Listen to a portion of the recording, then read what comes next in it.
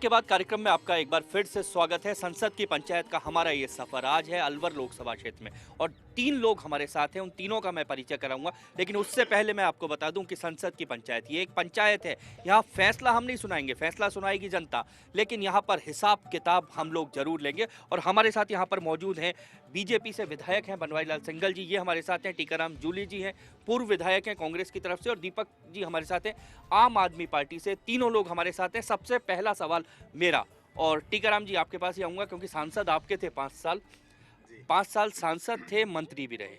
ईमानदारी से बताइए, क्योंकि लोग भी कहते हैं कि अलवर को जो मिलना था, जो विकास होना था, वो नहीं हो पाया। नहीं, ये किसने कह दिया कि विकास नहीं हो पाया? अगर आप ये पूरा रिकॉर्ड उठा के देखेंगे तो पिछली 5 साल में इतना काम हुआ है जितना कि 65 साल में नहीं हुआ। और जो काम हुआ है वो टिप्स पे है। पैरामिलिट्री फोर्सेज के सारे भर्ती दफ्तर और ट्रेनिंग सेंटर हमारे यहाँ पे आए हैं, हमारी यूनिवर्सिटी यहाँ पे आई है, यहाँ पे ईएसआई का मेडिकल कॉलेज आया है। और पूरा विकास बिजली का, सड़कों का, मेडिकल का, सबसे ज़्यादा अगर कहीं पैसा लगा है तो अलवर ज़िले में लगा है। और आप लोगों ने देखा भी होगा, अलवर पूरा जो अलवर शहर है, यहाँ पे भी बहुत ज़्यादा काम कांग्रेस सरकार की तरफ से हुआ। टीकाराम जी, जो आप गिना रहे हैं घोषणाएं हैं, कागजों पे, क्या हकीकत ऐसी है? हम सीधे आएंगे सिंघल साहब, क्या हकीकत ऐसी है? मैं इनसे पूछना चाहता हूँ, यूनिवर्सिटी कहाँ है?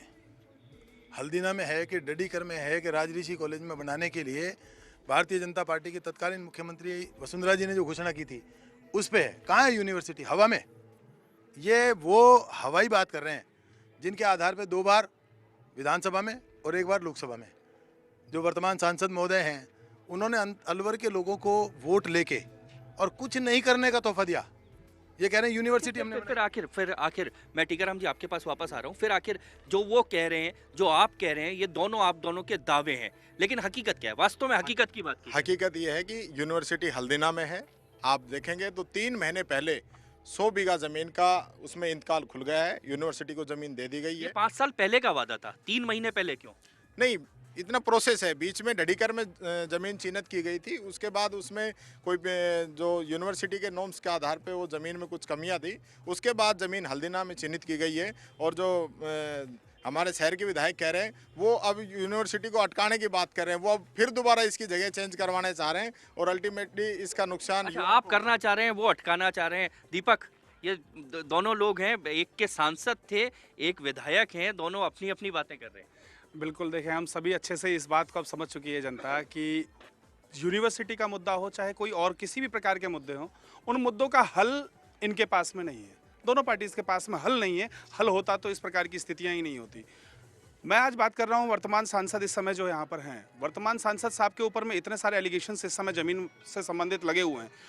अब पूरे कांग्रेस के सामने में एक सवाल है, मैं अलवर की बात नहीं कर रहा हूं, पूरे देश के अंदर स्थितियां ऐसी हैं। 26% से ज्यादा कांग्रेस के अंदर में इस समय अपराधियों को और ऐसे व्यक्तियों को जिन पर किसी न किसी प्रकार का अच्छा, मैं दूसरी बात कहता हूं। चुनाव तो राजनीतिक परिपाटी है, जीतने के लिए लड़ा जाता है। आपकी पार्टी की भी अगर मैं बात करूं तो बहुत सारे टिकट ऐसे दिए गए हैं जहां जातीय समीकरण को आप गाली तो बकते हैं, जातीय समीकरण को आप गालियां बकते हैं, धनबल को आप गालियां बकते हैं, भुजबल को, पर आपके भी टिकट वैसे हैं। नहीं, बिल्कुल ऐसा कहीं भी किसी एक भी स्थान पर ऐसा नहीं है। ऐसा किसी स्थान पर है तो आप बताएं।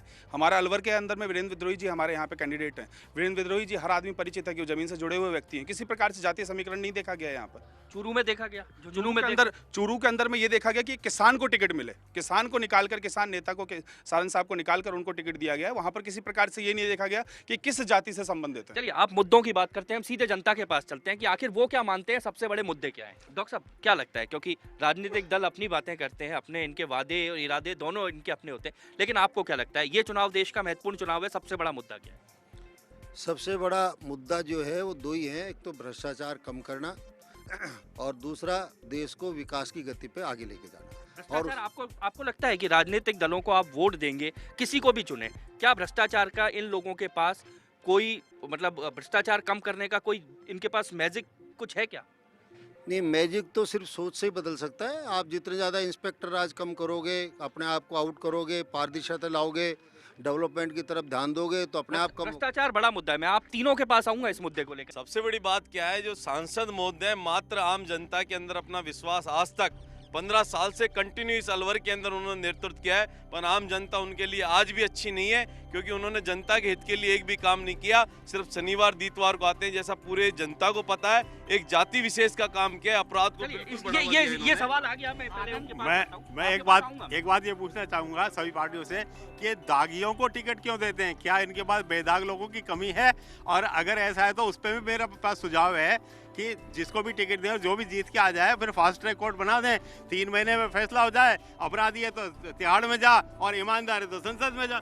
चलिए इनके पास और फिर आप तीनों के पास आऊंगा। मैं दोनों पार्टी के प्रतिनिधि बोल रहे हैं कि काफ़ी देर से पार्टी बहस हो गई, संसद की बात कर रहे हैं, संसद की पंचायत की बात है। लेकिन गत 20 वर्षों से किसी भी पार्टी का सांसद और विधायक हो, इन्होंने एक भी कानून बनवाया हो? संसद का काम है कानून बनाना, नीतियाँ बनवाना।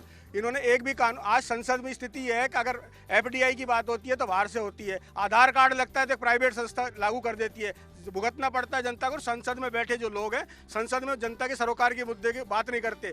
संसद में जनता की बात नहीं उठती। मैं आता हूँ, आपके पास और भी लोग हैं। ठीक है साहब, बात है मुद्दों की। सबसे बड़ा महत्वपूर्ण मुद्दा ये है कि आज अलवर जिले में जो ये पंचायत जा रही है, उसके अंदर जो हम अपना एमपी चुनने जा रहे हैं, उसके सामने जो समस्याएं हैं, मैं समझता हूँ एनसीआर में है अलवर, लेकिन एनसीआर में जो सुविधाएं होनी चाहिए वो नहीं है।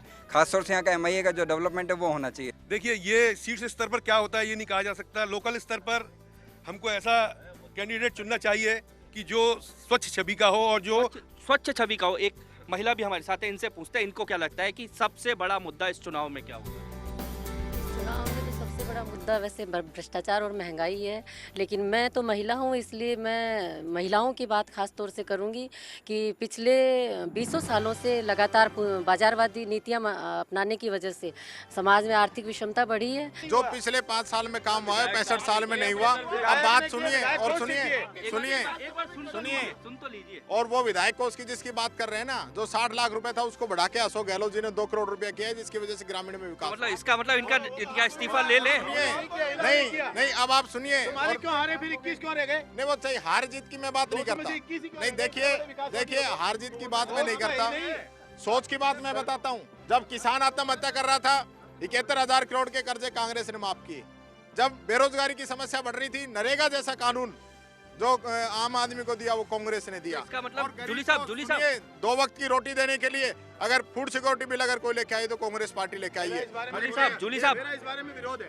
जूली साहब इसका मतलब आप सिंगल साहब से अपन रिजाइन ले लें। ये दें जब तो बहुत अच्छी बात है, ये देगा नहीं है तो कहने क्या। सर देखें, बातें सारी की सारी बातें हैं। आपका मूल सवाल जो था कि यहाँ पे ग्रामीण विकास की जो बात की जा रही है, हमारे यहाँ पे फिलहाल वर्तमान में जो विकास जिनको देखा जा रहा है, या विकास हाईवेज बन रहे हैं, बहुत सारे फ्लाईओवर्स बन रहे हैं, बुलेट ट्रेन की भी आने की बातें हो रही हैं, लेकिन ग्रामीण विकास आज भी बहुत दूर है।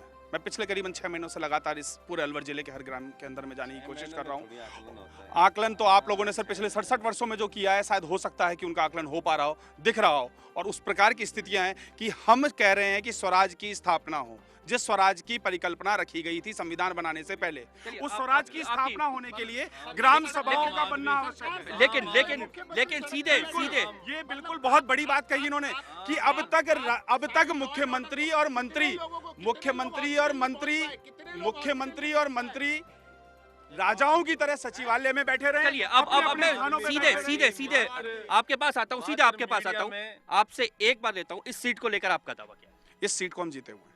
आपका दावा क्या है? और ये दावा मैं आपसे सिर्फ इतना अनुरोध करूंगा कि विधानसभा चुनावों के परिणाम को देखते हुए दावा नहीं, उन परिणामों को देखते हुए कह रहा हूँ, हम 100% ये सीट जीतेंगे। और जो विधानसभा की बात अलग है, लोकसभा की अलग है। आप नतीजे आपके सामने आएंगे। हम आज कोई बात कहें अपने मुंह से, हो सकता है वो। मैं एक दावा और लेता हूँ क्योंकि आप खड़े हैं। राजस्थान में क्या स्थिति रहेगी? राजस्थान में भी हम अच्छी संख्या में जीत के आएंगे। कांग्रेस पहले से बेहतर होगी, आपका दावा है। आपके पास आऊंगा सीधे सिंगल साहब, आपका दावा।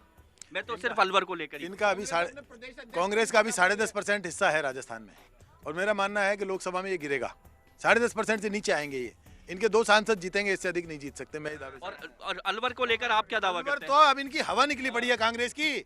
अलवर में तो इनकी जो हालत हो रही, ढोक लगाते फिर रहे हमारे पूर्व सांसद महोदय। जो हालत 5 साल इन्होंने की है, जनता को छुट्टियों के दिनों में एंटरटेनमेंट का साधन समझा है। ऑफिस खुलते हैं सोमवार से शुक्रवार, शनिवार रविवार नहीं खुलते। शनिवार रविवार ये पिकनिक स्पॉट है क्या, जहाँ छुट्टी मनाने आते हैं दिल्ली से आप अलवर में अधिकारियों का जमावड़ा लगाते हैं। इस तरह से आपको लग रहा है माहौल आपके पास? इनका तो सुपड़ा साहब राजस्थान। क्या हवा है? हवा इनकी अभी पता चल जाएगा। ऐसा है, इनके पास कोई विजन नहीं है, नरेंद्र मोदी के नाम पे बात कर रहे हैं। आपके कैंडिडेट की और अपने जो काम है ना उसके आधार पे वोट मांग के दिखाएं और जब बताएं कि हम कैसे चुनाव जीतेंगे। चलिए, ये कह रहे हैं नरेंद्र मोदी की हवा पे वोट विधानसभा में हमने किसके नाम पे वोट मांगा? किसके नाम पे मांगा? मेरा सिर्फ एक छोटा सा सवाल, ये कह के मांगा कि अगर आपके सांसद ने यहाँ काम किया तो हमको वोट मत देना। सिंघल साहब सब एक आखिरी सवाल आपसे, सबसे बड़ा आप जीत को लेके आश्वस्त हैं, क्या कारण होगा? नरेंद्र मोदी कारण होंगे या पिछले सांसद का कार्यकाल कारण होगा या वसुंधरा राजे कारण? राजस्थान में नरेंद्र मोदी और वसुंधरा राजे दोनों फैक्टर काम कर रहे हैं। पूरे देश में जो काम कर रहा है मोदी जी का, आपने दोनों को एक साथ ही साध लिया। हाँ, एक साथ, एक सवाल के साथ दोनों के उत्तर दे रहा हूँ। अलवर में सांसद महोदय के द्वारा 5 साल तक जो जनता को हवाई जहाज से बाय बाय की गई है ना, वो अब हवाई जहाज में जनता इनको बैठाने वाली है। इसके बाद 5 साल बाद दर्शन होंगे, अभी शनिवार रविवार होते रहते। जनता किसको बिठाएगी? जूली साहब पहले कह रहे मैं इनसे सबसे पूछना चाहूंगा कि ये जगह पहले कैसी थी, हमारे पिछले 5 साल में ये जगह कैसी हुई?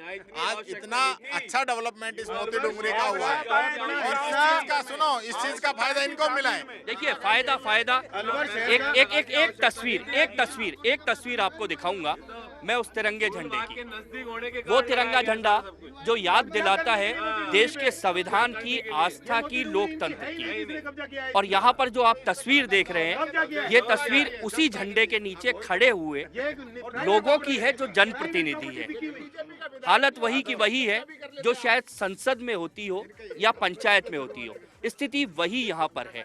लेकिन दावे इनके कुछ भी हों, असली चाबी होगी जनता के हाथ में, जो अपने मत से तय करेगी कि अलवर में उनका प्रतिनिधि कौन होगा। संसद की पंचायत में आज अलवर से इतना ही। दीजिए इजाजत, कल मिलेंगे आपके लोकसभा क्षेत्र।